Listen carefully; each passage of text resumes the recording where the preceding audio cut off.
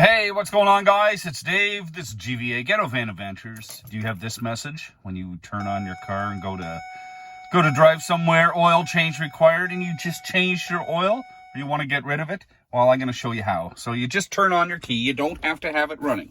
So you just turn onto accessories. Like I say, that shows up right there, okay?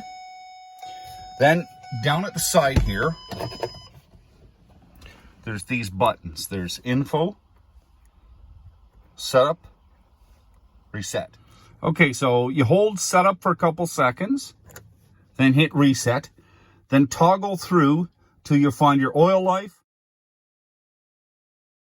When you do, it'll be at 0%. Hold reset, and it'll reset it. It's pretty simple. So again, it's setup. Okay, for a couple of seconds, hit reset, then toggle through on setup till you find your oil life, and then when it's at, it'll be 0, you hit reset to reset it, and it'll pop up reset. I hope it helped. You guys take care. Be safe on the road.